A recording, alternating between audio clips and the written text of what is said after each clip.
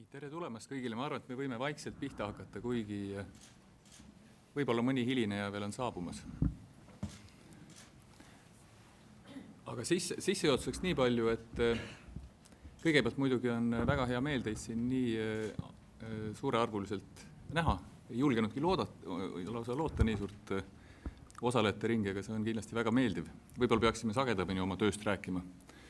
Ja mis meie mõte täna oli, et kuivõrd finantssektori ja konkreetsemalt siis panganduse regulatsioonidega me puutume väga otseselt kokku nii Eesti Pangas, Rahandusministeeriumis kui Finantsinspektsioonis, siis vist esimest korda oli idee, et teeks sellise ühise briifingu ja kuivõrd me tegeleme samade asjadega natuke erinevate nurkade alt, et siis räägiksime kogu selle loo ära ühe korraga. Ja mõte on siis tänase ettekande osas see, et ma alustan võib-olla pisut üldisemalt ja räägin nüüd taustast, et millest kõik need muudatused üldse said ajendatud ja pisut konkreetsemalt, et mis on siis Eesti Panga jaoks need uued funktsioonid, mis on meile tekkinud. Siis annaksin sõna Märtenile, kes räägib konkreetsemalt kriisi haldusest, ehk siis mis tulevikus on see protseduur, mis rakendub juhul, kui üks pank peaks sattuma raskustesse ja Kilvar omakorda Finantsinspektsiooni poolt siis saab täpsemalt rääkida muudatustest pangandusjärelevalves ja ka uuest funktsioonist, mis nüüd Finantsinspektsioonil saab olema seoses kriisilahendusega tulevikus. Aga alustades otsast peale, et millest üldse siis Euroopas kõik need muudatused ajendatud on ja millest mõte, et võiks pangandust puudutavaid regulatsioone muuta. Eks see muidugi on seotud viimase kriisiga ja nende suurte kuludega, mis riikidele ja maksumaksjatele probleemid panganduses kaasa tõid. Valitsused olid sunnitud päris mitmetes Euroopa riikides toetama pangandussektorit väga märkimisväärsete summadega. Suhtena riigi majandusse oli see muidugi riigiti väga erinev. Kõige kallimaks läks panga probleemide lahendamine Iirimaal, aga päris märkimisväärsed olid need summad ka teistes riikides. Ja ega kunagi ei soovitud päästa ju eesmärgina siis panga aktsionäre ja investoreid, vaid pigem ikkagi mõeldi hoiustajatele ja nii-öelda süsteemsematele laiematele probleemidele finantssektorile, mida siis panganduses kriis kaasa tõi, aga kuna see reeglistik ei olnud ilmselt piisavalt hästi läbi mõeldud, siis võib-olla muuhulgas päästeti ka vähemalt teatud võlakirjainvestoreid, kelle saatus tulevikus oleks teistsugune.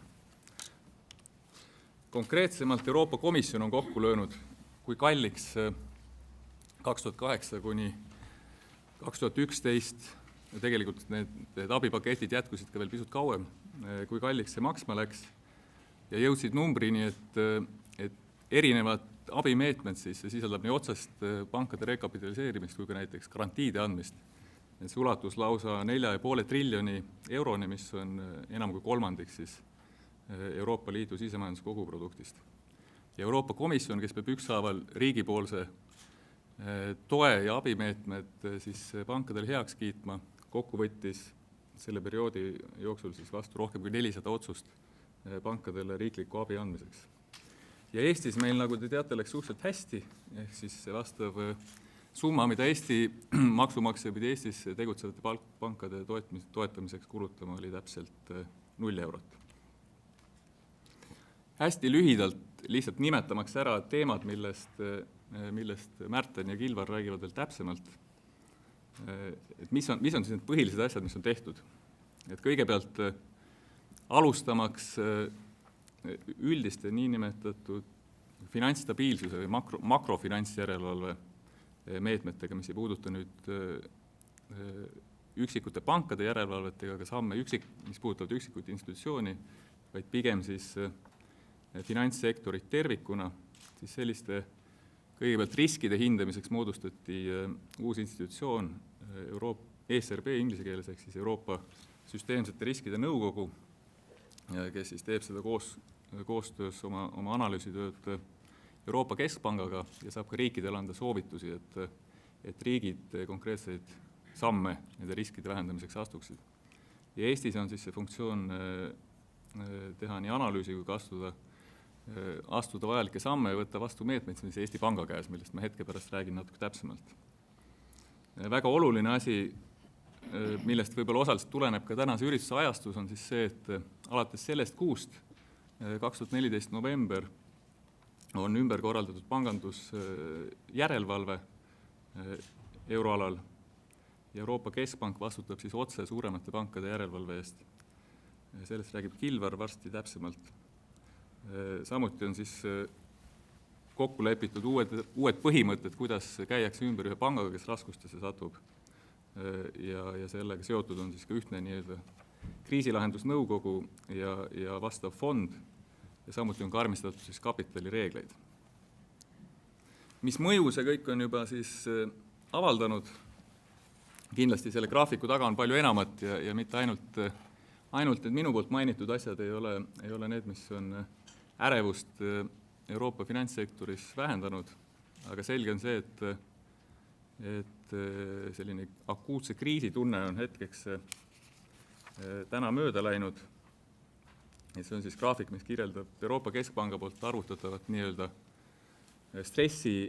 stressiindeksit, mis võtab erinevaid näiteid arvesse finantsturgudelt ja proovib neid pingeid sellisel kujul hinnata.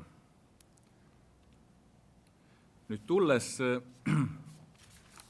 panganduse hetke olukorra juurde lihtsalt kirjeldades, et kuidas need muudatused on juba euroala pankasid puudutanud ja kuidas see peegeldub nende bilanssides, siis kõigepealt rääkides pangandusest, üks, mida tuleb vast esile tuua ja mis on põhjuseks paljudele nendele probleemidele, mis me oleme näinud, on see, et pangandusärina on rahaliselt nii-öelda võimendatud väga, väga tugevalt. Ehk kui me näeme, et siin keskmine omakapital bilanssi suhtes on kuskil 5 ja 8% vahel olnud, siis on üldiselt väga vähe teisi ärivaldkondi, kus on omanik saab sisse panna ainult 5 eurot ja kasvatada oma äri 100 euroni selle piiratud kapitali pealt.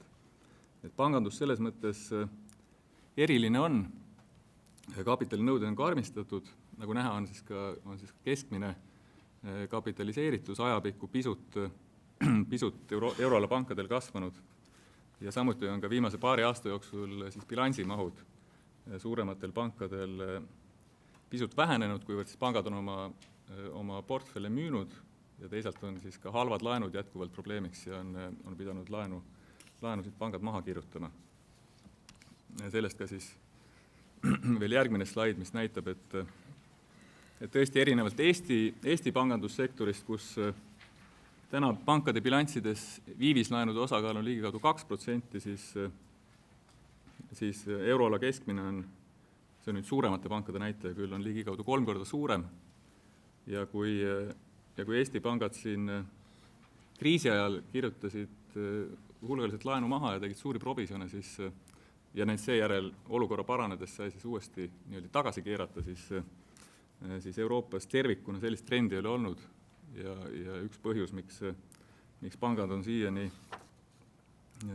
suhteliselt nõrgas olukorras, on siis laenu kvaliteedi jätkuv probleem, mis omakorda on viinud siis ka panganduse madalale kasumlikkusele euroalal, kus veel siin 2006-2007 oli omakapitali tootlus suurusjärk 15% juures, on ta täna alla 5% ja küsimus, et kui me ütleme, et on vaja panganduses kapitali juurde panna, siis on, ma arvan, täiesti põhjendatud ka investorite poolt küsimus, et kas see on selline äri, kuhu on mõtet üldse kapitali juurde panna. Eks see panganduse regulatsioon on piisavalt palju muutustes, riskid panga aktsionäride jaoks on selle võrra kõrged ja need kasumlikkuse numbrid hetkel ei ole liiga head.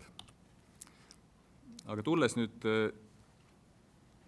sissejuhatusena selle regulatsioonide poole juurde ja rõhutades just siis Eesti Panga rolli, kuna Märten ja Kilvar räägivad ülejäänust täpsemalt, siis palju on olnud juttu märksõnal pangandusliit, siis erinevatest muudatustest Selle termini all me mõistame põhimõtteliselt 3 asja. Kõigepealt ühtne pangandusjärelevalve Euroopas, euroalal siis alustuseks, mis on vastus siis probleemile, mis oli ka kriisi ajal siis väljendus selles, et me ei saanud tegelikult usaldada, et kas kõikides riikides järelevalve on piisavalt rangelt rakendatud ja kas reeglid on toimivad ja jõustatud. Teiseks siis kriisilahendusmehhanism ja kolmas hoiuste, mis on jõustumas 2015 ja täielikult 2016 ja kolmandaks siis ühtne hoiuste tagamise skeem, milleni siiski täna ei ole veel jõutud, aga on vähemalt ühtlustatud täiendavalt reeglistikku, et kuidas, mis põhimõtetest lähtuvalt siis hoiuseid Euroopas tagatakse. Kõigepealt pangandusjärelevalve, ingliskeelne termin on SSM või siis Single Supervisory Mechanism, keeruline seda isegi eesti keeles otse tõlkida, aga mõte on siis jah, et ühelt poolt reeglid on ühised, Euroopa Keskpank siis keskselt vastutab ka suuremate pankade järelevalve eest otse ja tagab ka selle, et ka väiksematele pankadele järelevalvet tehakse samadest põhimõtetest lähtudes. Ja eesmärgiks on loomulikult pangandussüsteemi turvalisus, usaldusväärsus ja samuti ka siis toetada ühtse pangandusturu toimimist Euroopas. Eesti Panga jaoks on see oluline niivõrd, kuivõrd siis Euroopa Keskpanga nõukogus on hääleõigusega liige ka Eesti Panga president, mistõttu nüüd üle pika aja Eesti Pangale on tekkinud ka vastutus mikrojärelevalve eest, ehk siis konkreetsete pankade järelevalve eest. Formaalseid otsuseid, siis järelevalvet puudutavaid otsuseid hakkab ka langetama Euroopa Keskpanga nõukogu. Selle nõukogule töötab ette siis järelevalvenõukogu, kus on esindatud ka Eesti Pank, aga hääleõiguslikult siis Kilver Finantsinspektsioonist. Ja tegelik töö suuresti saab ikkagi olema tehtud Finantsinspektsioonis ka edaspidi, ehk siis Euroopa Keskpank ei võta tööd meie Finantsinspektsioonilt ära. Nüüd teine pool, mis Eesti Panka veel rohkem ehk puudutab, on see laiem makrovaade ja finantsstabiilsuse hoidmine. Ma mainisin, et Euroopa tasemel on loodud institutsioon ESRB, ehk siis Euroopa süsteemsete riskide nõukogu, mis on siin pildil paremal. Ja siis siin all olev liikmesriikide makrofinantsjärelevalve, see on see, mille eest Eestis vastutab siis institutsioonina Eesti Pank. Ja kuidas me seda teeme? Siin esimesed näited on ka juba siis realiseerunud. Selle pädevusele meile Riigikogu andis alates sellest aastast. Me kehtestasime suvest pankadele niinimetatud süsteemse riskipuhvri, mille eesmärk oli tegelikult siis säilitada kuni eelmise aasta lõpuni Eestis kehtinud minimaalsed kapitalinõuded, mis muidu siis oleksid tulenevalt Euroopa ühtsetest reeglitest lõdvenenud. Ja siin ligi 6 aega tagasi me ka ütlesime, et me kavatseme seada sellised raamtingimused ka eluasemelaenudele. See on siis näide Eesti Panga selle uue funktsiooni täitmisest. Aga see ongi minu poolt sissejuhatus kõik. Ma arvan, et ma annaksin nüüd Märtenile sõna, kes räägib õigusloome poolest konkreetsemalt.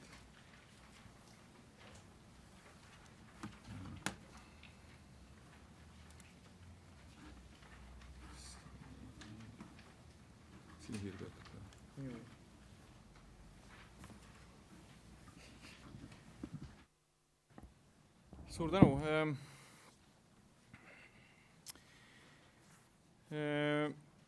See pangandusliit juriidilise raamistiku mõttes on siis jah nagu kolmest elemendist koosnev. Üks on selline ennetusfaas, teine on kinnipanemise faas ja kolmas on siis hoiuste kindlustusfaas. Hoiustuskindlustusfaas praeguses kontekstis võib kõrvale jätta, sellepärast selles ei ole sellist pangandusliidu elementi praegu peale selle, et on üldiseid põhimõtteid kokku lepitud, mis nagu varem juba tegelikult on ellu viidud. Aga mis puudutab seda esimest 2 faasi, siis eks siin see juriidiline baas tuleb sellest, et meil on ühine järelevalve, aga lisaks sellele kõik võimalikud krediidiasutuste seaduse muudatused, mis me oleme vastu võtnud, mis on seotud omakapitali arvutuste ja muu sellisega, mis on ühine lõppkokkuvõttes lähenemine kogu Euroopa panganduses. Nüüd see, millest ma järgmiselt tahaks natuke pikemalt rääkida, on see teine plokk, ehk see on see plokk, mis puudutab pankade kriisihaldust. Ja see on natuke nagu võib-olla irooniline, et terve eelmise aasta me praktiliselt nüüd suvest suveni tegelisime pangandusliidu loomisega, aga põhidokument, millega me töötasime, oli see, kuidas pangad kinni panna. Et kui küsida, miks niisugune justkui nagu vastuolu, siis eks sellel on 2 poolt. See ei ole päris pangandusspetsiifiline, et eks kui me räägime ka ettevõtluse arendamist muidu või et oleks hea ettevõtlust arendada, siis me räägime ka sellest, et oleks hea ettevõtte kinni panna, sest et kui sa alustad investeeringuga, siis on kogu tsükkel ju hea teada. Aga muidugi panganduse poole peal, kus see spetsiifiline probleem tekib, on selles, et kui ükskord, nagu me ütleme, et pangandusliidu kontekstis on ju niimoodi, et öeldakse, et pank elab, on see rahvusvaheline, kui sureb, see on rahvuslik. Et eks need omavahelised sõltuvused, seosed, ka see, et pankade bilanss on suhteliselt lühiajalise maturiteediga ehk tähtaegadega. Meil on väga palju hoiuse, mis ei ole väga pikad, et on sul aega aasta või 2 pankrotiprotsessi läbi käia. Siis see viib ühest küljest selleni, et kui tekib usaldamatus panga vastu, tekib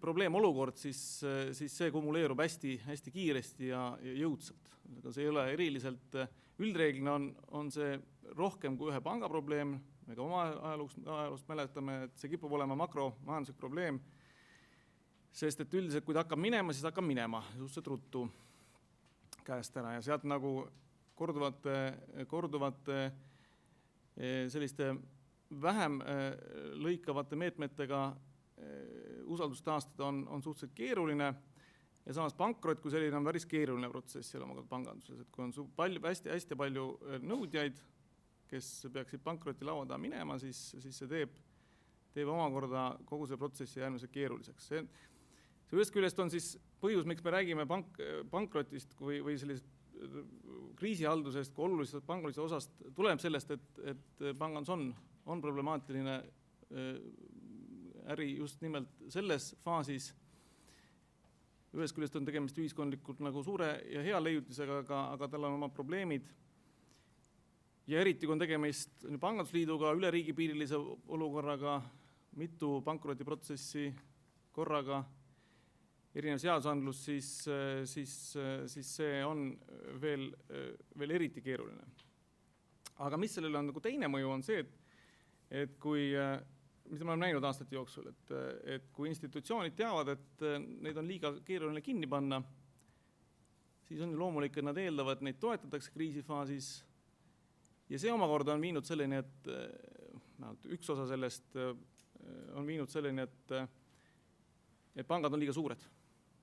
Et kui sa tead, et sul on nagu abiline tulemas lõpuks, see ei tähenda seda, et omanikud pääsevad, aga institutsioon kui selline, et kui sul on nagu riigi tugi, mis on süstemaatiliselt vajalik selleks, et kuidagi seda pankrotiprotsessi lihtsamaks teha, siis on ju selles esimeses faasis usaldus suurem, sa annad talle rohkem laenu, tänu sellele pangad saavad kasvada.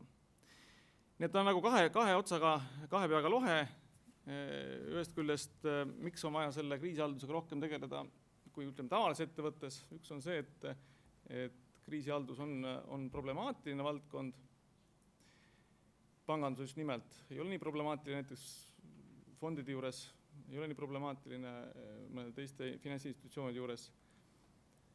Ja teisest küljest ta siis ise tekitab seda, vähemalt toetab potentsiaalselt seda, et meil on lõpuks liiga suured institutsioonid, et see on nagu ise täitev protsess. Nii et sellest tuleb see vajadus, et enne kui me räägime, et pangandusliit saaks korralikult toimida, et keegi usuks, et pangandusliit toimib tugevad alustel, usaldusväärstel alustel, siis tuleb tegeleda ka kinnipanemisega enne.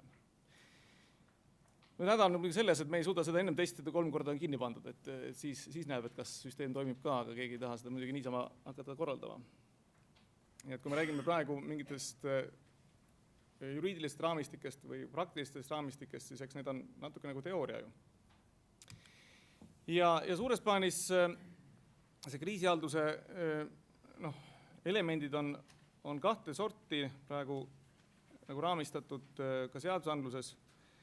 Et see on loomulikult ennetus ja siis lahendus ise. Mõte on loomulikult see, et ennetavas faasis astud samme, mis võid ka üritada vältida nüüd päris kriisihaldus või kriisifaasi jõudmist. Aga need on omakorda asjad, mis natuke raha võtavad kõigile, sellepärast on vaja ka nagu seadustada. Et niisama institutsioonid ei hakka seda plaani ilmtingimata tegema, et kuidas neid nagu lõhkuda siis, kui nad raskuses satuvad, aga kuna see on ühiskondlik nii oluline, siis seda nõutakse neilt seadusandlikult ja see tähendab ka sisuliselt, et me paneme mingit pidi nagu kulu peale pangandussektorile, et nad peavad neid asju tegema. Nii-öelda kriisiennetusplaanid, Kilvar räägib sellest kindlasti natuke detailsemalt. Samuti on see seadusandlus näinud ette veel täpsustada ennetavaid instrumente, anda õigust ühesõnaga olukorras, kus asi hakkab käest ära minema, näiteks kapitalikvaatsus langeb, et oleks järelevalvajal seadusandlik võim sekkuda pangandustegevusse, pangandusjuhtimisse, nõuda nii ja naasugused otsuseid. Üldreegel muidugi peaks pank ise tahtma teha, aga kindlasti teebki, aga et see õigus oleks olemas. Ja 3. ennetav element kriisihaldusraamistikus on see, et me kogume, sunnime süsteemi osalejad koguma endale kriisifondi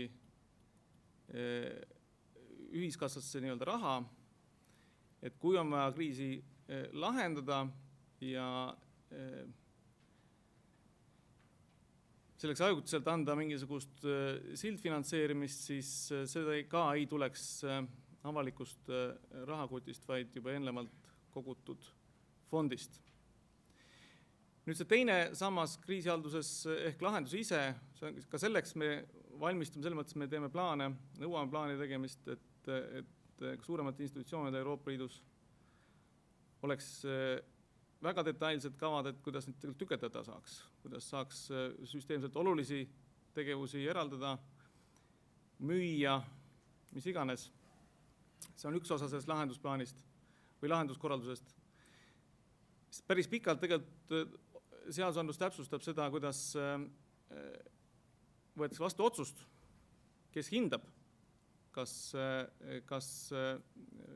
raskusse sattuv pank on süsteemselt oluline, kas ta üldse peab selles mõttes nagu erimenetlusega likvideerima või ümber restruktureerima. Ja siin on loomulikult sisse see, et kuskilt plaanist on tegemist nagu tehnilise otsusega, mingist plaanist ta sisaldab siiski ka seda taset, kus on poliitiline otsustus sees. Kui me räägime siin üle-euroopalisest kriisihaldusest, siis siin teatud faasist alates on otsused tegelikult ka ministrite teha. Et mitte ainult ei ole ainult kriisihaldaja, kes seda otsust teeb, vaid ta läheb ministritel, mis tähendab loomulikult, et küllalt hästi peab olema ära reguleeritud see mehhanism, kuidas seda otsust teha suhteliselt ruttu. Nagu ikka kriisis, ütleme, kui reedel pannakse grupp kokku, siis peaks olema pühapäeva hommikuks otsus tehtud, et saaks esmaspäeval institutsiooni heal juhul avada uute ja värskete hinnangutega. Nii et siin on selliseid nüansse. Nüüd lahenduse poole peal on samuti mitmeid lahendusinstrumente, mis puudutab nii otsustust selle kohta, kuidas panka juhtida, juhtimist üle võtta. Kuid varaliselt võib-olla see kõige integreerivam on siin lugu sellest, et kuidas see on ikka vahva eestikeelne termin on varade teisendamine, et ta justkui jube nagu kõlab sellise süütuna. Aga sisu on see, et kuidas muuta nimeliselt 100 eurost vara vastama tema tegelikule väärtusele, mis tõenäoliselt on allapoole turuhinda. Nii et et kui ta nimeliselt justkui nagu 100 eurot väärt, siis tegelikult on 50 ja kuidas me selle kokkuleppe saavutame ja need varad ümber hindame, et saaks bilanssi varad ja kohustused jälle kokku viia ja kapitaliseeritus taastada. Ehk et erinevalt sellest, kus nagu varasemalt oli see nagu mittereguleeritud, siis nüüd meil on Euroopa Liidus üleselt reguleeritud, et kuidas toimub sisuliselt pankrotiväline varade ümberhindlusprotsess panganduses. Niimoodi, et niikuinii kõigepealt iga kriis eeldab seda, et kõigepealt kannatab on ju omanik, aga kuidas siis ka ja millised kreeditorid selles protsessis oma nõuded ümber peavad hindama, mis vastaks siis paremini panga tegelikule seisule ja nende nõuete tegelikule väärtusele. Ja lõppkokkuvõttes, kui me juba kriisifondi oleme nagu kogunud raha, siis loomulikult selle lahendusfaasis on küsimusi, et kas ajutiselt finantseerida seda restruktureerimist niimoodi, et pank päris uksi kinni ei pane. Ja eks need otsused tuleb ka teha suhteliselt ruttu. Ja ma panen siia selle punkti juurde, et millest me räägime, on ikkagi tegelikult mõnes mõttes nagu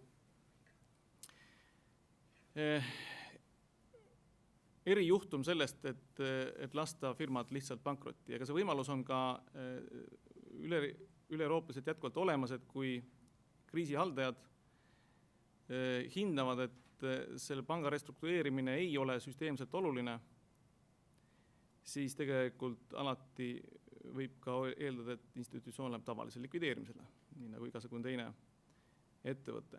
Nii et see ei tähenda ilmtingimata seda, et kõik pangad oleksid automaatselt kohustatud läbi käima sellise restruktureerimise. Nüüd õiguslik raamistik on Euroopa tasandil nagu kaheastmeline. Ma panin seal meelega need lühendid, et kuna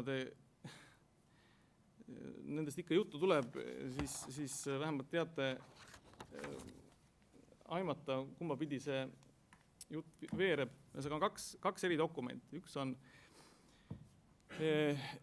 pankade finantsseisundi taastamise ja kriisi lahendamise direktiiv, see on see BRRD, mis on tegelikult mõlemast kõige olulisem dokument kogu selles plaanis, sellepärast, et ta määrab kõik need põhielemendid ära, kuidas seda kriisihaldust ennetavalt korraldada ja siis lahendada. Aga see dokument on siis selline, mis piirdub liikmesriigi tasandiga. Ühesõnaga, tänu sellele on ka siis nagu kõik Euroopa Liidu liikmesriigid selle direktiivi nagu kaetud. Ühesõnaga, igas liikmesriigis peab olema selline mehhanism, piisav seadusandlusasutused, kes tagavad selle, et kriisihaldus oleks selles riigis võimalik. Ja see sisaldab ka tegelikult rahvusliku kriisihaldusfondi loomist. Nüüd see teine element, eks see SRM on siis tegelikult see pangandusliidu tasand. See on see kriisilahendusmehhanismi määrus, mis määrab ära, et meil lisaks selle riiklikule lahendusele on tegelikult osalevatel riikidel ühine kriisihaldusmehhanism. See tähendab, et me loome tegelikult üle-euroopalise organi, kes otsustab, millised pangad ja mismoodi lähevad restruktureerimisele ja millised ei lähe. Muidugi koos selle ettevalmistustööga. Ja see keskne kriisilahendusmehhanism sisaldab ka siis seda üle-euroopalist fondi. Mõnes mõttes nagu peegeldab neid samu asju, mis BRD ütleb riiklikul tasandil üle-euroopaliselt. See on nüüd selle nüansiga, et osalevad seal need, kes tahavad peale euroala liikmesriikide. Euroala liikmesriikide on see kohustuslik, aga lisaks sellele on siis pangandusliiduga selles mõttes võimalik liituda ka teistel Euroopa Liidu liikmesriikidel. Paar tükk on ütelnud kohe, et nad kindlasti kohe ei liitu, teistel on mõnes mõttes veel uks lahti. Nii et see seadusandlus on siis nagu kaheastmeline, et on selline legoklotsid, mis on iga riigi peale ja mis tuginevad selle BRD-l ja see on see, mis me peame nagu vastu võtma oma seadusandlusse üle võtma täpsemalt öeldes. Ja siis on see SRM, mis loob üle-euroopalise tasandi nendele, kes osalevad, euroala liikmesriigid ja keegi veel. Ja see on see nüanss, et see on nüüd määrus, nagu ma ütlesin, et määrus muidugi ütleb, et me iseenesest ei pea mingit täiendavat seadust enam ise vastu võtma. Et see määrus on otse kohalduv. Siin on ka see natuke lahti joonistatud, et kui meil on need osalevad pangad selles ühises kriisilahendusmehhanismis, need rahvuslikud kriisilahendusasutused jäävad alles, on ka vajalikud, aga siis on see ühine Single Resolution Board inglise keeles, kes siis tegelikult on selles kontekstis nagu AEO. Siin kuskil on järelevalvad, kes ütlevad, et pank on probleemide ees ja see siis instrueerib lõppkokkuvõttes neid riigi rahvuslikke kriisilahendajad, et kuidas täpselt seda protsessi siis läbi viia. Siin nüüd ei ole seda joon, ma pean praegu vaatama, et tegelikult on siin loomulikult võimalik joon, et see ei lähe mitte restruktureerimisele, vaid läheb ka kinnipanemisele. Tavalise likvideerimismehhanismis. Ja üks slaid siin veel täpsustab, mis on kogu selle mõttemaailma taustal, on ju see mõte, et mitte me ei pane avalikku raha sisse. Mitte maksumaksja ei hakka kapitali kinni maksma, kahjumit kinni maksma, vaid kui on kapital puudu, siis kõigepealt kaotab loomulikult omanik. Ja siis hakatakse järjekorda mööda teisendama ülejäänud kreeditore ehk laenuandjaid. Ja siin on tähtis see, et siis need väiksemad ja kaetud deposiidid on selles järjekorras nagu välistatud õigupoolest, on nagu viimased. Kui see mehhanism meil ei tööta, siis muidugi ei tööta kogu mehhanism.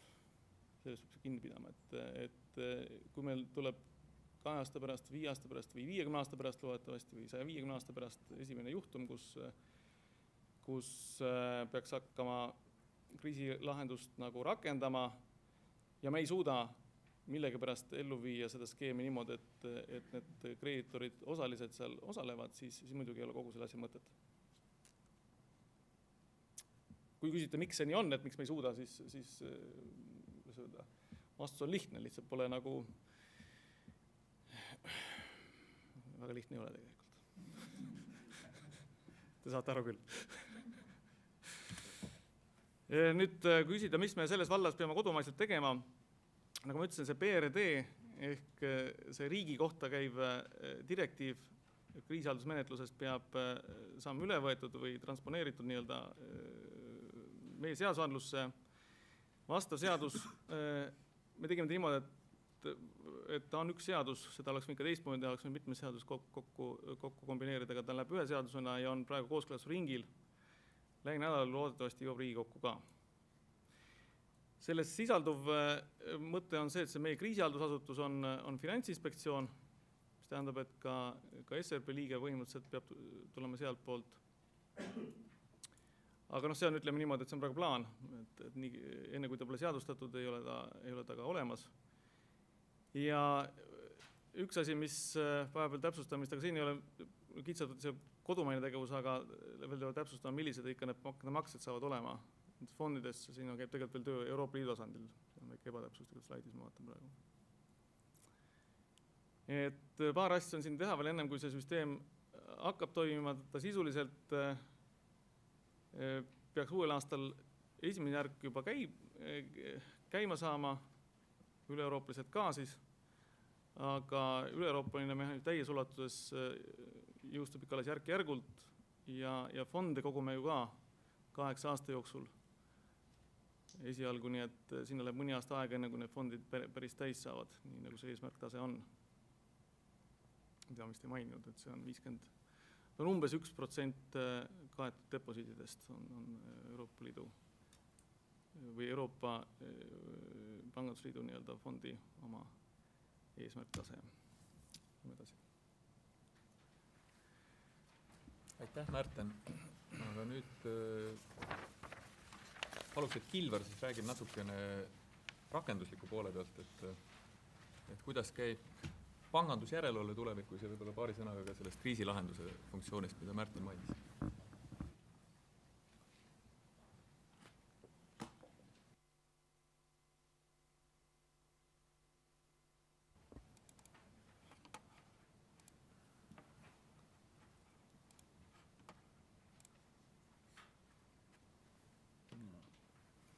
Aru, et nüüd te olete juba tähelepanu hajuma hakanud. Mul on küll niimoodi, et ma kuulan mingit tihket juttu, palju infot, ei ole keeruline, siis kuskil esimese 30-23 minutiga mõte läheb ujuma, juba mõtled, ei tea, et mis sellest ilmast saab ja niimoodi, et natuke teie nägudest on näha ka seda muideks.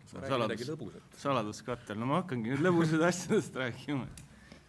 Aga proovige veel vastu pidada, ütleme, ma arvan kuskil 20 minutit. Ja. Et mu ettekanne keskendub rohkem SSM-ile, sellele pangandusjärelevalve mehhanismile ja selle prisma läbi siis, et mis finantsinspektsiooni töös muutub, eks. Ja hästi vähe ma räägin sellest saneerimisteemast, et 1. jaanuaril 2016 alles rakendub see saneerimismehhanism, eks, täielikult ja ma arvan, et me jõuame veel paar üritust teha sellega seoses ka, et kõik ei saa ju ära rääkida, seda enam ega, nagu Märten ka vihjas, et võib-olla päris täpselt veel kõiki detaile ka ei tea või ei ole ka kokku lepitud detailides. Nii. Aga hakkame siis pihta. Informeerida SSM-ist, informeerida BRRD-st, kuigi Märten rääkis väga ilusti ära selle BRRD kogu mõtte ja põhilised võttedeks ja Madis rääkis sellest ka, kuidas see SSM ja kogu see pangandusliit nagu üldiselt välja näeb, aga eriti SSM-ist mõnest asjast täpsemalt. Et kuna ma hakkan kasutama oma kõnes sellised terminid nagu kapitali järelevalve ja teenuse järelevalve, siis alustan üldse sellest, et mis on finantsjärelevalve, kes seda teostab, mis finantsjärelevalve liigid on, eks ju, mis on kesksed protsessid kapitali järelevalves. Ja siis räägime nendest lühenditest SSM-ist, BRRD-st, mõned järeldused. Tinglikult finantsjärelevalve võib jagada 2 kapitali järelevalve, teenuse järelevalve, eks. Kapitali järelevalve, kui mõlema järelevalve liigi eesmärgiks on ühelt poolt süsteemi toimimine ja finantsstabiilsus ja teiselt poolt siis tarbijate või kreeditoride kaitse, siis kapitali järelevalve selle süsteemi toimimise või stabiilsuse eest seisab sellega, et ta vaatab, et turuosalistel oleks hea finantsiline seis, eks ju, tegevus oleks õiguspärane. Põhimõtteliselt, et need finantsvahendajad, sealhulgas pangad, pankrotti ei läheks, eks. Et nad täidaksid neile rakenduvaid usaldatavusnormatiive ja muud säärdust. Teenuse järelevalve püüab siis saavutada seda süsteemi toimimise eesmärki selliselt, et tagada sellise ausa usaldusväärse keskkonna, eks, süsteemis. Et võib ju siin ka väita näiteks väiksemates süsteemides, et miks ühte või teist, ütleme, sellist pätti üldse taga ajada, eks, aga just nimelt selle pärast, et seda õhku puhtamaks lüüa.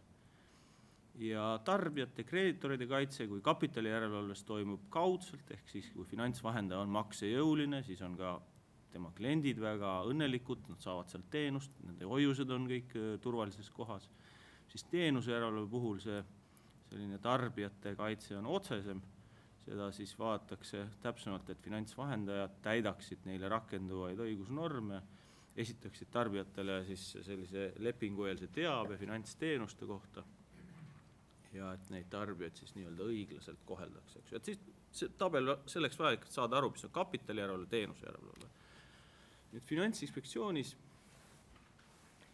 iseenesest see organisatsioon siiani on üles ehitatud sisemise Twin Peaksi põhimõttel, ehk siis kapitali teenuse järelevalve valdkonnad teineteisest eraldatud. Nad saavad kokku juhatuses, juhatus on 3-liikmeline, eks. Üks juhatuse liige on vastutav kapitali järelevalve eest, teine juhatuse liige on vastutav teenuse järelevalve eest ja siis on juhatuse esimees, eks.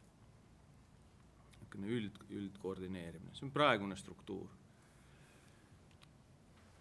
Nüüd, kui konkreetsemalt kapitali järelevalvest rääkida, siis sisuliselt see võiks ja rääkida pankade kapitali järelevalvest, võiks need teemad jaotada 3. Põhimõtteliselt, kuidas turule tulla, kuidas sealt ära minna, eks, ehk siis tegevuslubade küsimused, olulised osalused pankades. Siis teine, kuidas pangaorganisatsioon toimib, eks, eelkõige siis riskide võtmise, juhtimise aspektist, eks. Ja 3. siis jah, et milline on panga valmisolek, kui ta juhtumisi haigestuma peaks või niisuguseks nõrgemaks muutuma, et mis siis see võimalik raviplaan on veel enne haiglat, aga see, millest Märten rääkis, on see, kui üks pank juba haiglasse on sattunud, tõsisem niisugune asi. Nüüd kapitalijärelevalves kõikide nende teemade planeerimine, menetlemine, otsustamine on siiani toiminud siis Finantsinspektsioonis. Meie järelevalve alla kuni 4.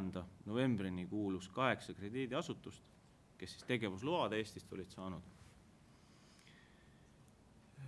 Ja kui keegi ka tulevikus tahab ja ka minevikus tahtis krediidiasutuse tegevuslubasid saada, siis kontaktpunkt oli inspektsioon, eks. Ja otsused siis inspektsiooni juhatus tegi häälte enamusega. Nüüd, kui sellised piiriülesed kontsernid kõne all on näiteks nagu Swedbank ja SEB, eks, siis tulenevalt eurodirektiividest nende osas eksisteerivad järelevalvekolleegiumid, jah, nende 2 panga puhul siis Stockholmis, kuna nende meie Swedbanka ja SEB emaettevõtjad asuvad Rootsis, eks. Need järelevalvekolleegiumid juhib siis Rootsi Finantsinspektsioon. Kolleegiumites siis vahetatakse informatsiooni ja arutatakse üks järelevalve küsimusi ja ka teatud piiratud ulatuses kujundatakse ühisotsuseid, eks, mis siis on siduvad igas liikmesriigis, kes või mis kolleegiumis osaleb. Nüüd Finantsinspektsioon siiani andis aru ja edaspidi ka annab aru oma nõukogule ja Riigikogule. Meie niisugused haldusaktid või otsused, millega me siis kohustame kedagi või võtame õigusi, kaevatavad halduskohtusse, Eesti halduskohtusse siis.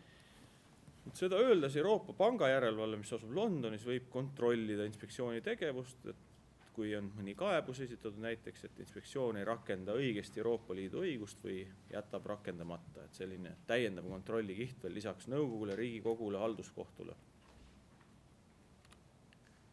Mis muutub nüüd SSM-iga seoses sellega?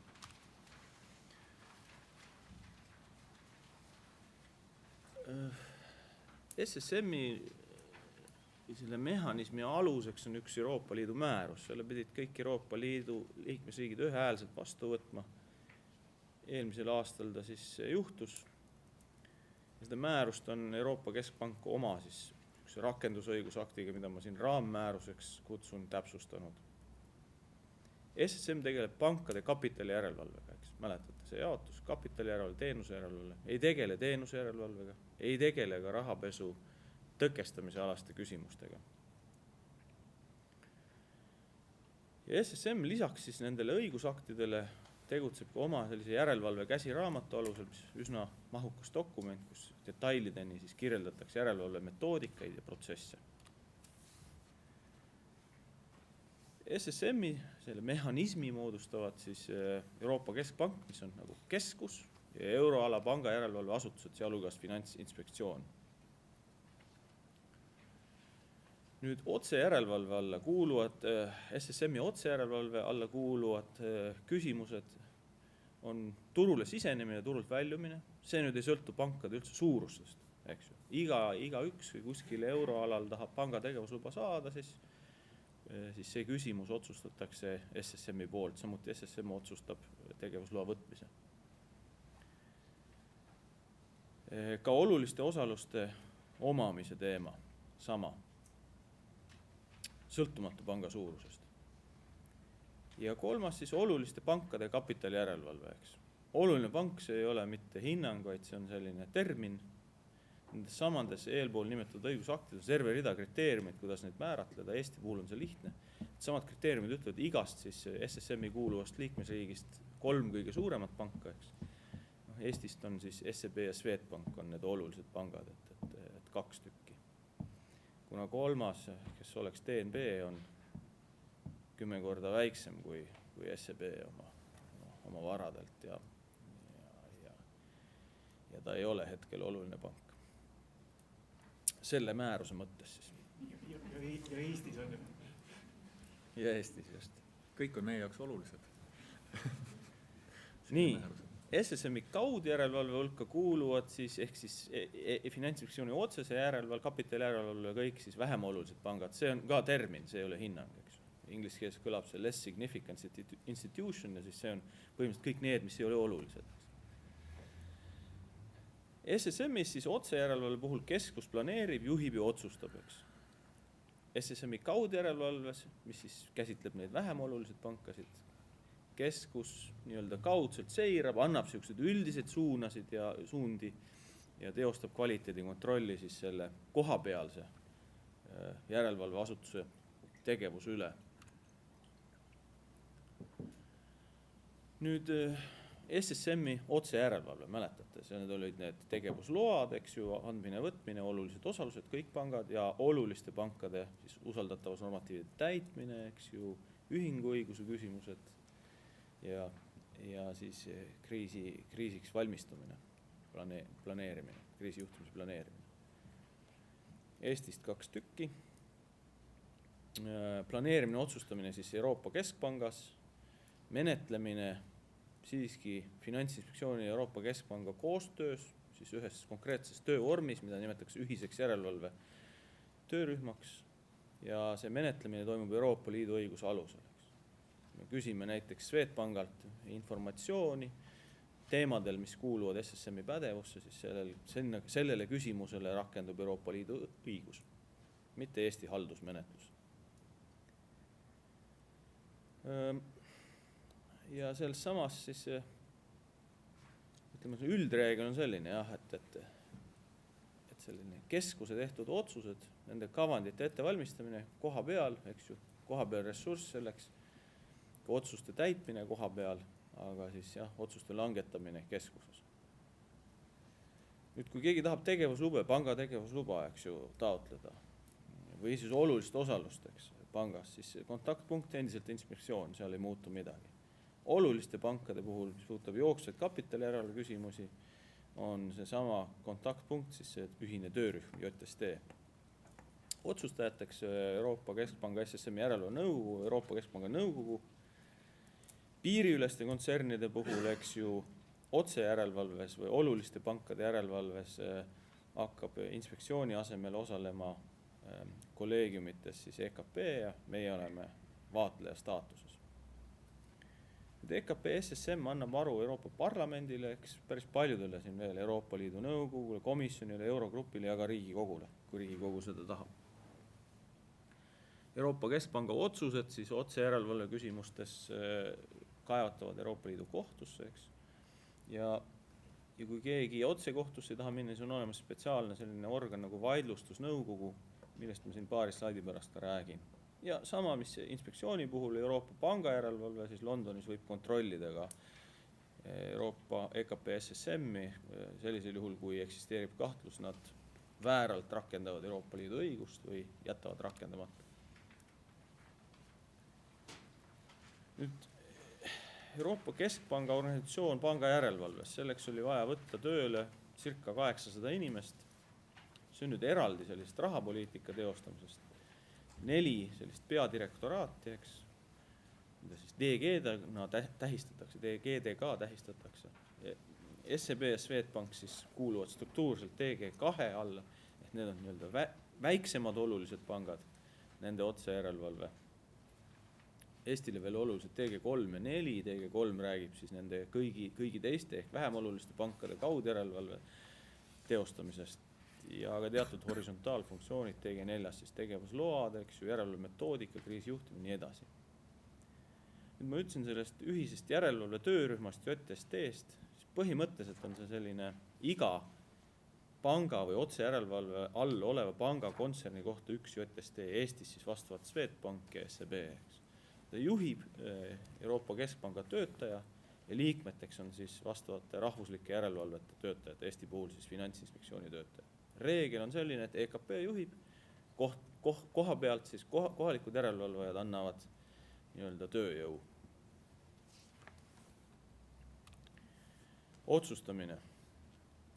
Nagu Madis ka juba mainis, siis Euroopa Keskpanga nõukogu tulenevalt Euroopa Liidu aluslepingutest on kõrgeimaks otsustusorganiks. Sisuliselt järelevalve küsimustes otsustab SSM-i järelevalve nõukogu. SSM-i järelevalve, EKP SSM-i järelevalve nõukogus koosneb hetkel 24 liikmest ja tema poolt tehtud haldusaktid võetakse vastu lihthäälte enamusega. Hääleõiguslik Eestist on Kessler ja liige Müller.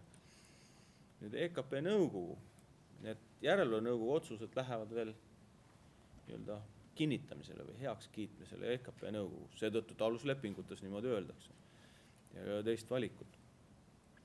EKP nõukogu puhul rakendatakse vaikivat menetlust. See tähendab, et kui EKP nõukogu 10 tööpäeva jooksul selle järelevalve nõukogu otsuse saamisest ei ole sellele vastu ja seda vastumeelsust peab siis teatud arv EKP nõukogu liikmeid ka avaldama. Aga kui keegi ei ole vastu, siis loetakse, et EKP nõukogu on selle otsuse, järelevalve nõukogu otsuse heaks kiitnud, ehk sellest saab EKP nõukogu enda otsus. Eestist siis teatavasti EKP nõukogus on liikmeks Hansson. Sellist otsustamist toetavad organid, ma olen siin maininud 3. Järelevalve nõukogu tööd korraldab juhtkomitee, eesti keeles siis tõlge. Eesti on ka seal esindatud Kessleri näol. On töökorralduslik organ, mitte eelotsustusorgan. Nüüd lepituskomisjon, vaadake, kui seal tekivad nüüd erimeelsused selle sama EKP nõukogu ja EKP SSM järelevalve nõukogu vahel, siis on jälle eraldi organ, selleks loodud lepituskomisjon. Kuna 4. novembril alles astus jõusse see süsteem, siis hetkel mingid erimeelsusi ei ole esinenud. Liige lepituskomisjonis on siis sellel aastasel perioodil alates 4. novembrist Hansson. Ja vaidlustusnõukogu, mäletate, EKP nõukogu otsused järelevalve küsimustes olid vaidlustatavad Euroopa Liidu kohtus.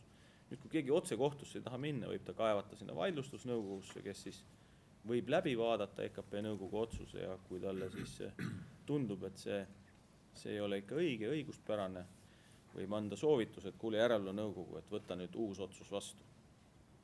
Eesti vaidlustusnõukogus ei ole esindatud.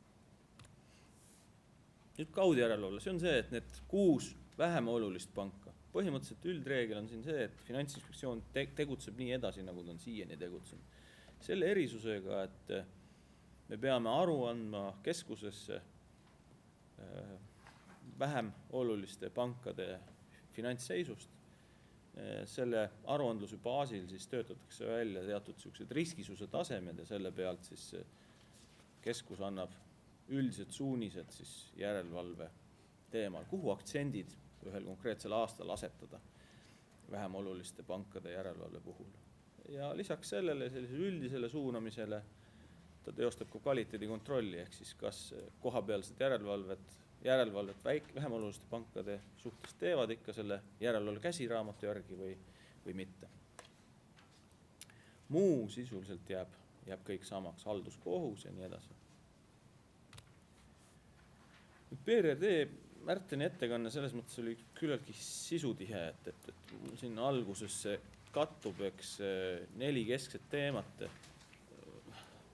Põhimõtteliselt siin tasub ära markeerida see, et saneerimisasutus või kes iganes seda siis PRD-d nimetame, mida saneerimisasutuseks rakendama hakkab, et ta ei tegutse ainult kriisi ajal, et tegelikult tema tegevus käib ka kriisi välisel ajal ja need 2 esimest plokki, tervendamise planeerimine ja varajane sekkumine finantsprobleemi korral on siis sellised, mis rakenduvad ka kriisi välisel ajal. Sisust öeldes võib öelda, et kõigepealt on selline planeerimine, finantstaasteplaanid. Need peavad pangad ise koostama. Ma olen ühte sellist näinud ühe Eesti olulise panga puhul, see on umbes 10 centimeetri paksune pakk paberit. Aga see on anti, jah. Ja seda kontrollivad siis saneerimisasutused. Eesti puhul Finantsinspektsioon siis, nagu Märten ütles, kui parlament sellega nõus on, et me sellise ülesande saame. Selleks, et seda saneerimisplaani koostada, mis on siis ütleme selline, kui juba pank on haiglasse sattunud, see finantstaasteplaan on see kodus veel teedega turgutamise variant, eks ju, et see saneerimisplaan on siis selline, kui juba on otsustatud, et pank saneerida või tervendada, eks ju, siis kohaldub see, aga need plaanid tuleb koostada juba enne, nii-öelda väljaspool kriisi või jah, et kriisieelsel ajal. See on saneerimisasutuse ülesanne. Selleks, et seda plaani koostada, tuleb hinnata siis ühe panga või selle kontserni kriisilahenduskõlblikkust, eks, et kas seal on, milline on selle kontserni finantsstruktuur, õigusstruktuur, organisatsiooniline ülesehitus, kas ja kui lihtsalt on näiteks mingisugused olulised tegevused, näiteks makseteenuste osutamine, eks ju, eraldatavad muust ärist. Kas seal on mingid tõkkeid, kui on, siis kuidas neid saab kõrvaldada. See on kõik vajalik selleks, et saneerimisplaane koostada ja kui kriis saabub, et siis neid ka rakendada. Varajane sekkumine veel sihuke saneerimise eelne tegevus, et põhimõtteliselt tähendab see seda, et kui siis panga kapitalijärelevalve asutus näeb, et üks pank hakkab, ei ole enam mitte liiga terve, siis kas tema või siis saneerimisasutus, see nüüd sõltub konkreetselt, kuidas võetakse üle siseriiklikusse õigusesse direktiiv, kas siis Eesti puhul see on igal juhul Finantsinspektsioon, kui parlament nii otsustab. Siis saneerimisasutus või panga järelevalveasutus võib öelda, et kuule, esitage meile tegevuskava, kuidas sa ennast tervendama kavatsed hakata pank. Ja kui pank siin toru ei tõsta, siis on võimalik isegi nimetada ajutine haldur. Ja see on enne nüüd seda formaalset resolution või saneerimis- või kriisilahendusmenetlust. Koostöö ja koordineerimine, mis on viimane punkt, eks, et see on nii siis kriisi ajal kui ka kriisi väliselt. Põhimõtteliselt see sarnane järelevalve kolleegiumitele ja sisuks on siis see, et kuidas erinevad liikmesriikide saneerimisasutused teevad koostööd sellisel juhul, kui üks panganduskontsern tervikuna vajab tervendamist või saneerimist või lahendamist. Ja siis see kriisiaegne tegevus, saneerimine või kriisi lahendamine või lihtsalt lahendamine. Et sellest tegelikult Märten juba enam-vähem rääkis, et kes seda määratleb, millal alustada, kas on pank läheb pankrotti või siis saneerimisse või siis lahendusse, eks, et see oluliste pankade puhul on SSM, eks. Vähem oluliste pankade puhul on see võimalik jälle siseriiklikult reguleerida, kas see on saneerimisasutus või see on panga järelevalveasutus. Ja need edasi need astmed, millest ka Märten rääkis siis lahendamisel, et mis on võimalikud lahendamise instrumendid on. Tagatud hoiused, eks ju, tagatisfondiga tagatud hoiused suurus kuni 100 000 eurot on igal juhul immuunsed sellele saneerimisele. Siin ei maksa seda karta, et keegi nüüd selliste hoiuste nii-öelda juurde läheks ja neid ümber kujundama või vastavaid nõudeid vähendama hakkaks. Nüüd Eestil, kui formaalselt vaadata BRRD-d ja seal sisalduvad käsitlust saneerimisele või lahendamisele või kriisi lahendamisele, siis Eestil on selline formaalne eraldi asutus puudunud. 1. jaanuarist 2015 peab olema. Direktiiv sätib ka teatud nõuded sellele asutusele. Ta peab olema sõltumatu teistest siis sellistest panga järelevalve asutustest, eks. Ja peab struktuurselt olema siis vastavad töötajad eraldatud. Et me ka Finantsinspektsioonis siin planeerime eraldi struktuuriüksuse asutamist ja siis ka vastavate töötajate nii-öelda eraldamist panga järelevalve töötajatest, mis puudutab kriisivälist aega. Nüüd kriisi ajal, seda ka direktiiv toetab, võib ja peabki panga järelevalvest tõenäoliselt mehitama kriisilahendusasutust, ehk siis keerulistematel aegadel on siis saneerimisse vaja panustada rohkem ressurssi, tööjõuressurssi. Sellise ajutise ületoomisega saab seda teha. Nüüd kellele see saneerimisraamistik kohaldub, see on jällegi eelnõu otsustada lõpuks, aga vaikimisi võiks praegu välja öelda kõikidele krediidiasutustele, need on 8 siis ja investeerimisühinguid Eestis, need on 4. Mis on järeldused? SSM, SSM selles mõttes on väga hea, et ta lisaks ühtsele või ühetaolisele reeglistikule kogu Euroopa Liidus suunab Eurotsooni pankade kapitalijärelevalvet ühetaolisele praktikale. Ja puht äri poolt vaadates on see ju kena, et on ühtsed mängureeglid ja neid ka ühetaoliselt rakendatakse. Samas SSM-i organisatsioon, mis on küllalt keeruline, kompleksne ja metoodika, on eriti sellistele väiksematele jurisdiktsioonidele ja järelevalveasutustele väljakutseks, et tuleb lihtsalt püüda kohanduda selle uue normaalsusega. Ja BRRD jah, et ta harmoniseerib nõrkade pankade tervendamise, sest on selge, et paljudes liikmesriikides ka enne BRRD vastav reeglistik oli olemas, lihtsalt erinevate liikmesriikide reeglistikud kuidagi ei klappinud omavahel. Samuti riigid nii-öelda hakkasid igaüks tekikest enda peale nihutama, et kes vähem siis selle arve kinni maksab ühe panga tervendamiseks, siis BRRD peaks need niisugused küsimused harmoneerima, lahendama.